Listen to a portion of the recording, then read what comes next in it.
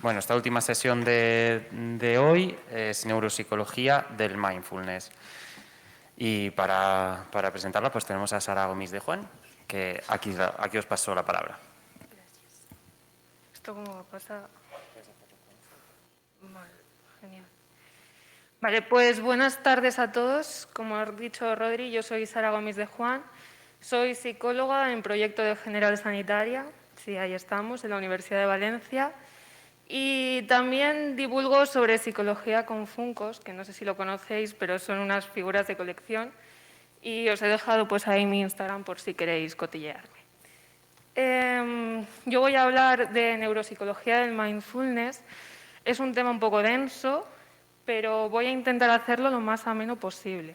Y cualquier duda, por favor, aquí estoy para resolverosla. Vale, pues este es el índice, que es el esquema general de lo que vamos a hablar. Primero, el primer punto será una introducción en el que definiré qué es el mindfulness y qué no es el mindfulness.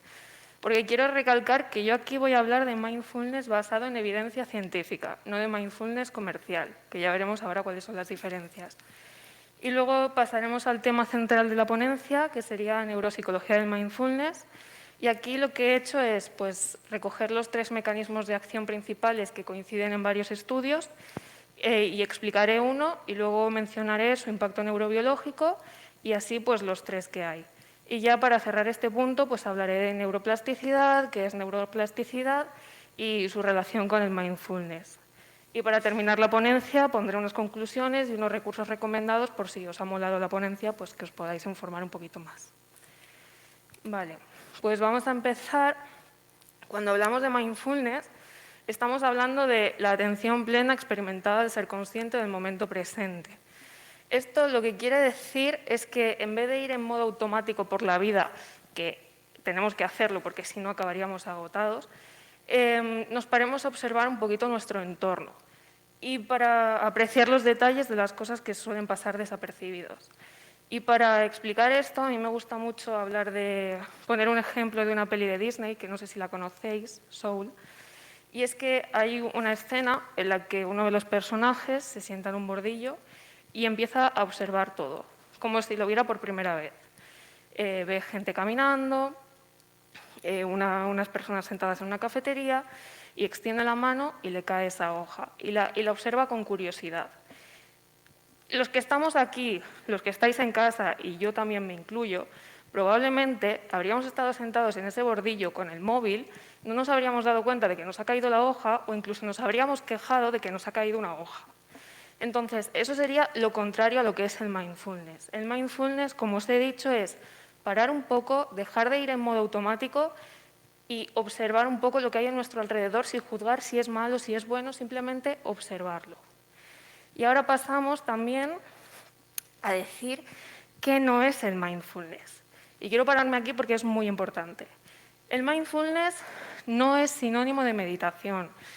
La meditación es una muy buena forma de practicar mindfulness, pero ¿eso significa que si no me gusta meditar no voy a poder practicar mindfulness en mi vida? No.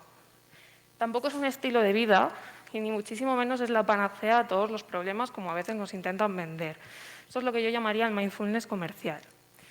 Y estas 2 fotos que veis aquí las he sacado de poner en Google Imágenes mindfulness.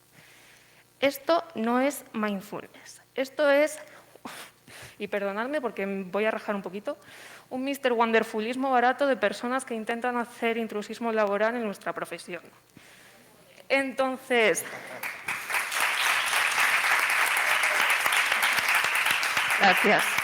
Lo tenía que decir, pues si no reventaba.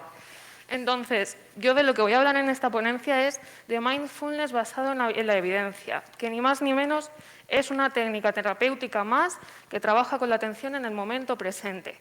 Punto. Eso no, la técnica, ya está. Entonces, pasamos al tema central de la ponencia, que serían los mecanismos de acción que coinciden en varios estudios. Puede que haya alguno que difiera, pero estos son como los que más destacan en la evidencia. Como os he dicho antes, explicaré uno, luego su impacto neurobiológico y así los 3, que son regulación de la atención, conciencia corporal y regulación emocional. Y también os he señalado aquí lo de las flechitas, y es que en las diapositivas pues, pondré unas flechas según si con la práctica de mindfulness esa zona cerebral aumenta o disminuye su actividad. Si está para arriba es que aumenta la actividad y si está para abajo es que disminuye. Vale, pues el primer mecanismo del que hablaríamos es mantener la atención en un punto determinado. Que esto lo que quiere decir es, si yo tengo un Funko, que casualmente lo tengo aquí, qué casualidad, yo intento focalizar mi atención en este Funko. Intento mirar sus colores, sus detalles, su textura, ¿vale? Cuánto pesa, lo que sea. Si por cualquier razón yo me distraigo porque he escuchado una voz o porque me viene un pensamiento de lo que tengo que hacer mañana o lo que sea, soy consciente de que me he distraído y entonces intento volver mi atención al Funko. Cuando meditamos hacemos exactamente lo mismo, pero con la respiración. A mí me sirve cerrar los ojos para concentrarme, entonces yo cierro los ojos e intento poner mi atención en mi respiración. Si me distraigo porque he escuchado a alguien toser o porque he escuchado a alguien hablar, vale, soy consciente de que me he distraído, no me juzgo porque me he distraído, no soy peor por haber hecho eso, entonces intento volver a la respiración. Sería eso, ni más ni menos. Y el impacto neurobiológico que se relaciona con este mecanismo sería la corteza cingulada anterior y la corteza prefrontal dorsolateral. La corteza cingulada anterior se relaciona con el procesamiento del significado emocional que damos a las vivencias en función de nuestras experiencias previas. Y también se relaciona con la modulación de procesos cognitivos, como la memoria y el razonamiento, y ejecutivos, como la modulación de la atención en contextos cambiantes, que eso lo que significa es que si yo me distraigo, ser capaz de volver a la atención al Funko, a la respiración, a lo que yo quería estar prestando atención. Y luego, por otro lado, la corteza prefrontal dorsolateral, que aquí en esta neuroimagen veis que está más activada, que si está en amarillo es que está muy activada, es la encargada de la modulación de la atención, del esfuerzo atencional que hacemos cuando empezamos a practicar mindfulness. Lo que se ha visto en estos estudios es que cuando empezamos a practicar mindfulness es cierto que la actividad de esta zona aumenta, pero conforme practicamos más va disminuyendo la actividad. Entonces, esto lo veremos más adelante con la neuroplasticidad, pero es una evidencia del impacto neurobiológico de la regulación de la atención. El segundo mecanismo del que hablaríamos sería de la conciencia corporal, que sería focalizar la atención en las sensaciones corporales. ¿Qué siento en mi cuerpo? Pues cuando estoy respirando, cuando estoy comiendo, si sigo teniendo hambre, si ya estoy saciada, si algo me ha sentado mal, o cuando estoy dando una ponencia. Yo ahora, si me preguntáis qué estoy sintiendo, pues a lo mejor os diría que estoy un poco nerviosa. ¿Y cómo sé eso? Pues porque mi frecuencia cardíaca es un poco más alta de lo normal, porque noto más tensión muscular. Entonces, eso es a lo que llamaríamos conciencia corporal. Y el impacto neurobiológico que se relaciona con este mecanismo sería que aumenta la actividad de la ínsula anterior derecha. No sé si lo veis muy bien, pero ese puntito amarillo que se ve ahí en pequeñito sería la ínsula anterior derecha, que también estaría en amarillo. Y esta estructura lo que se relaciona es con la percepción interoceptiva, que básicamente es pues, que podamos percibir esas sensaciones corporales, la frecuencia cardíaca, la tensión muscular. Y también participa en la asociación entre la percepción y las emociones. Este punto es muy importante porque en las personas con ansiedad la percepción interoceptiva suele ser muy alta y suele estar asociada a emociones como el miedo. Entonces, tenemos que tener mucho cuidado porque sería uno de los casos en los que el mindfulness podría estar contraindicado. Porque en personas con ansiedad, a lo mejor, si perciben esa frecuencia cardíaca un poco alta, pueden interpretar que es ansiedad, que es que me va a dar un ataque de pánico, que es etcétera, lo que todos conocemos. Entonces, ¿el mindfulness es bueno? Puede ser bueno, pero tenemos que tener cuidado con cuándo, con cómo y con quién lo trabajamos. El tercer y último mecanismo sería el de la regulación emocional, que es el proceso por el cual influimos en las emociones, identificando estos 3 puntos. ¿Qué emociones tenemos? Alegría, tristeza, asco, etcétera. ¿Cuándo las tenemos? ¿En qué situación surgen? ¿Y cómo las experimentamos y expresamos? Pues las intervenciones basadas en mindfulness, tomando esta definición, definen dos estrategias de regulación emocional. La revaloración, que es básicamente yo tengo una reacción emocional y no me meto en juzgar si es buena, si es mala, si la debería de tener o si no la debería de tener. Simplemente la acepto sin juzgar que si es positiva o negativa y la observo. Ya está.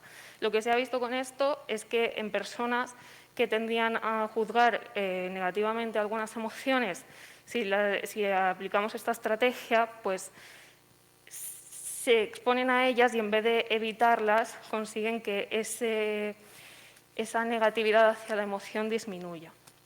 Y luego, por otro lado, la exposición, extinción y reconsolidación, que no he puesto todo el texto para no llenar la diapositiva, sería una estrategia también parecida que consistiría en la emoción que estoy sintiendo quizá no es muy agradable, pero en vez de evitarla, me expongo a ella a ver qué pasa y la observo. Tomo distancia, en vez de meterme ahí en si tengo que estar enfadada o no tengo que estar enfadada, en si por qué me ha hecho esto. No, simplemente tomo distancia de la emoción, la observo y ya está. Y también con esto lo que hacemos es disminuir el rechazo hacia algunas emociones.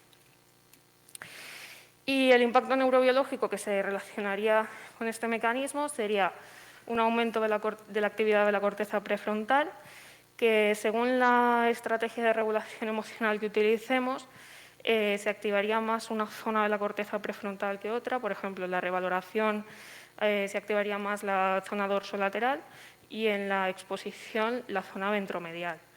Y este aumento de la actividad de la corteza prefrontal, a su vez, se relaciona con una disminución de la actividad de la amígdala. Entonces, aquí me repito, con estas estrategias lo que conseguimos es regular las emociones que pueden resultar desagradables. No significa que la persona ahora se enfade y le sea agradable enfadarse, no. Pero al menos conseguimos que ese rechazo inicial disminuya y no evite exponerse a esa emoción. Y ya por último, cuando hablamos de mindfulness, es inevitable hablar de neuroplasticidad, que es la flexibilidad que tiene el cerebro para adaptarse a los cambios a partir de la interacción con el entorno. Esto se relacionaría con el primer mecanismo que hemos visto, el de regulación de la atención, que cuando hemos visto que cuando las personas practican de forma constante el mindfulness, la actividad de la corteza prefrontal dorsolateral disminuye. Y esto es porque el cerebro, para economizar energía, lo que dice es, vale, estás practicando mucho esto, pues cada vez que lo practiques un poquito más, un poquito más, un poquito más, yo voy a ir ahorrando energía y cada vez te costará menos. Y en un estudio que hicieron Lázaro y colaboradores, se vio que el entrenamiento del mindfulness aumentaba la neuroplasticidad en los indicadores que ellos utilizaron y lo que sugirieron es que estos resultados podrían indicar que las intervenciones basadas en mindfulness podrían ser útiles en neurorehabilitación. Pero esto es una hipótesis que todavía está en sus inicios, que requiere más investigación porque el mindfulness es muy reciente, o sea, se introdujo en los años 70. Entonces, podemos hacer estas hipótesis, pero no afirmaciones contundentes. Y ya para terminar, os he dejado estas conclusiones, que me vuelvo a repetir. El mindfulness es una técnica terapéutica más, no es la panacea, no es un mindfulness comercial, que trabaja principalmente con tres mecanismos: la regulación de la atención, la conciencia corporal y la regulación emocional. Y también que gracias a la neuroplasticidad podemos modificar la estructura y la funcionalidad del cerebro con la práctica. Aquí me gusta mucho poner una frase de Shauna Shapiro, que es una mujer que investiga mucho en mindfulness, que es que si lo practicas lo refuerzas. Es neuroplasticidad pura y dura. Cuanto más practiquemos algo, más lo reforzamos y menos nos costará hacerlo. Aquí os he dejado algunos recursos recomendados que a mí me han gustado mucho para hacer esta ponencia. Sobre todo quería recalcar el de Mac Mindfulness, que desmonta un poco el mindfulness comercial que nos intentan vender en Instagram. Yo os lo recomiendo. Y bueno, la película de Soul, el de Buenos días te quiero, que puede parecer muy Mr. Wonderfulista, pero creedme que vale la pena. Y ya está. Muchas gracias por vuestra atención.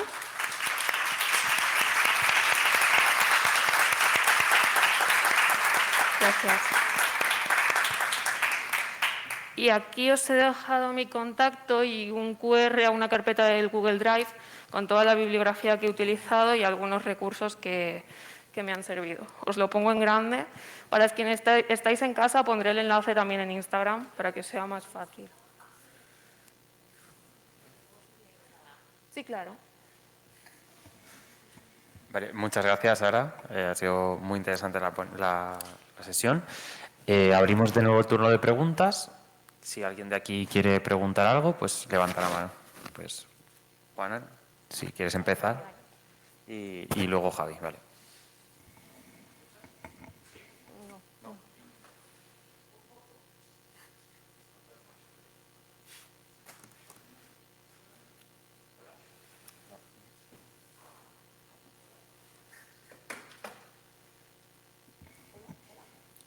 Tampoco. Vamos empezando con Javi, si queréis, y... Vale. Javi, ¿quieres hacer la pregunta? Sí, claro. ¿Se escucha? Bien. ¿Por qué Funcos? Es una buena pregunta. Sí. No es la primera vez que me la hacen, pero gracias. ¿Por qué Funcos? Porque sí. O sea, yo soy... A ver, no, me explico un poco y voy a repetir la historia que siempre cuento. Yo quería hacerme una cuenta de divulgación de psicología cuando empecé la carrera, los primeros cursos, pero no me gustaba la típica cuenta de psicología porque yo quería algo que me marcara. Y algo que me marca es que soy muy friki, exageradamente friki. Entonces, justo empecé a coleccionar Funkos también y se me ocurrió un día en mi casa, dije, ¿por qué no? Y está funcionando muy bien, ¿eh? Y a mí me gusta, a la gente le gusta y es algo que me marca y me diferencia. Así que, por eso, Funkos. Pues muchas gracias. Nada. Juana, sí.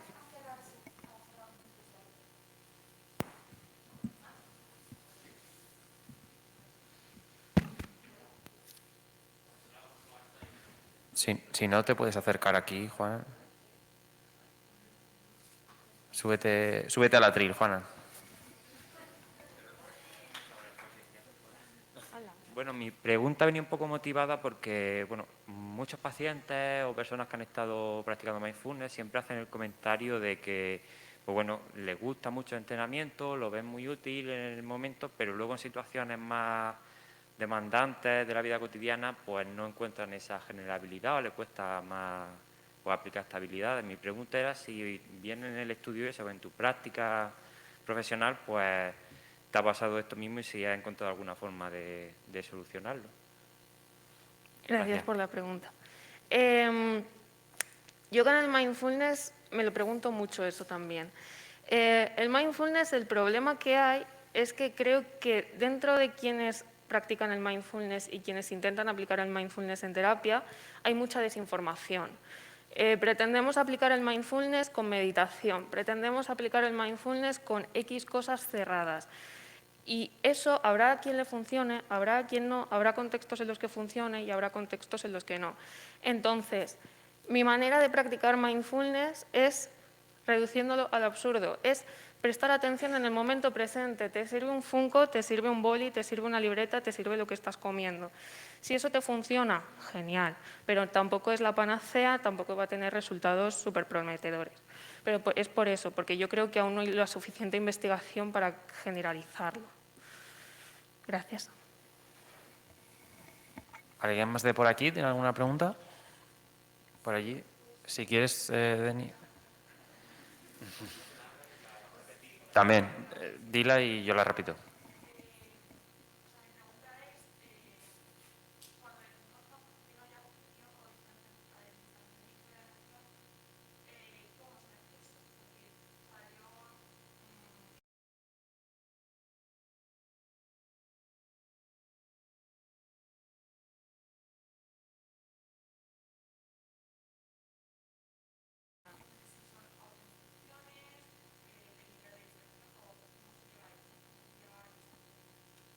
Ahora voy a repetir para que la oigan. Sería un poco cómo transmitimos a alguien que nos demanda ayuda el distanciamiento de no hacer un juicio ante algo que estamos sintiendo. ¿Verdad? Pues es una muy buena pregunta que yo me hago todos los días, porque cuando alguien me pregunta qué es el mindfulness, definirlo ya me es difícil. Entonces, el distanciamiento más aún, del distanciamiento de la emoción. Para mí, la capacidad para distanciarte de una emoción y observarla sin juzgarla es de lo más difícil que hay en mindfulness. Yo creo que para llegar ahí hay que pasar por muchas cosas antes. Entonces, sí, es que se me hace muy difícil explicárselo a alguien que nunca ha practicado mindfulness, porque si ya has practicado un poco, pues a lo mejor te puedes hacer una idea de que es, pues si no juzgo si el Funko es más bonito o menos bonito, pues a lo mejor puedo juzgar si enfadarme no es tan malo. Pero también es que está la sociedad detrás que nos criminaliza cuando nos enfadamos o cuando estamos tristes. Entonces es un camino difícil y largo que tenemos que hacer. Pero gracias por la pregunta. Vale, Ali tiene una pregunta de Twitch y yo tengo 2 de Slido, así que hacemos Vale. ese orden. Bueno, aquí nos dice Elena que, bueno, que le ha encantado, Sara. Gracias, Elena. Has dicho que a veces no es recomendable en personas con ansiedad por pánico y que podría ser recomendable en neurorehabilitación. ¿Hay más casos en los que se ha visto que sea recomendable como una de las técnicas centrales? Técnica central no. O sea, puede ser complementaria, pero es que tiene tan poca investigación, porque es muy reciente, y hay tanta desinformación que es que aunque te lo indiquen como técnica central, yo no la utilizaría. Puede ser complementaria, pero no central. Por ejemplo, en neurorehabilitación pues puede servir porque favorece la neuroplasticidad, pero no utilizaría nunca solo el mindfulness. Eso, gracias. Teníamos una pregunta que era ¿en qué casos sí y en qué casos no? Si quieres enlazarla con esta. ¿En qué casos sí? Pues en los casos en los que la percepción interoceptiva no cause tanto rechazo, pero es que también en personas con ansiedad a lo mejor sí que podríamos trabajar el mindfulness, pero no con la conciencia corporal, por ejemplo. Podríamos trabajarlo de otra manera, prestando atención a otras cosas o trabajando antes otras cosas. Entonces, no haría esa dicotomía de dónde sí y dónde no, porque habrá casos en los que sí y habrá casos en los que no con un mismo diagnóstico, pero diría sí cuando la persona no muestre rechazo a practicar mindfulness, y diría no cuando la persona diga, mira, es que no estoy preparada para practicar esto, vamos a probar con otras cosas. No sé si me he explicado.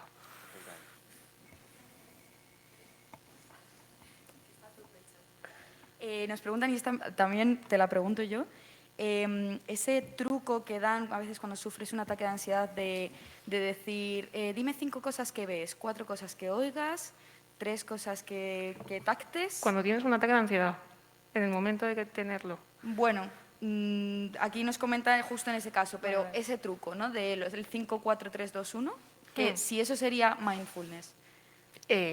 ¿Me puedes repetir lo que sería? Es que nunca lo he escuchado. Okay. El truco supuestamente es cuando estás con mucha ansiedad, para descentrar la atención, de decir, vale, nómbrame 5 cosas que ves, 4 cosas que oyes, 3 cosas que puedas palpar, 2 cosas que huelas y 1 cosa que sabores. Pero si haces eso, a lo mejor estarías haciendo evitación de lo que estás sintiendo en el momento también.